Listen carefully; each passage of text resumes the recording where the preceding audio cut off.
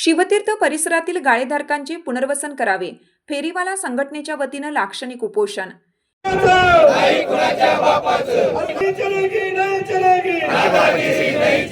इचलकरंजी येथील शिवतीर्थ परिसरातील फेरीवाले गाळेधारकांचे संरक्षण आणि पुनर्वसन करावे यासह विविध मागण्यांसाठी छोटे व्यापारी फेरीवाले संघटनेच्या वतीनं महापालिकेसमोर लाक्षणिक उपोषण करण्यात आले. यावेळी जोरदार घोषणाबाजी करत मागण्या मान्य न केल्यास गुरुवारपासून बेमुदत उपोषण छेडण्याचा इशारा देण्यात आला. श्री शिवतीर्थ परिसरातील जागा महापालिकेच्या वतीनं बस स्थानक करण्यासाठी निश्चित केला आहे. सध्या महापालिकेच्या या जागेवर खाद्यपदार्थ, फेरीवाले, गाळेधारक आणि मुद्रांक विक्रेत्यांचे गाळे आहेत. बस प्रकल्पाच्या नावाखाली पुनर्वसित करण्यात आलेले हे दुकान गाळे कोणतीही पर्यायी जागा उपलब्ध करून न देता हटवण्याचा प्रयत्न सुरू आहे. फेरीवाल्यांचा बस प्रकल्पाला विरोध नाही.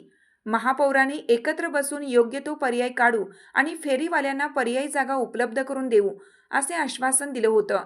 परंतु आश्वासनानंतरही सर्व गाळेधारकांना नोटिसा बजावून 7 दिवसात दुकान गाळे हटवण्याचे आदेश देण्यात आले आहेत.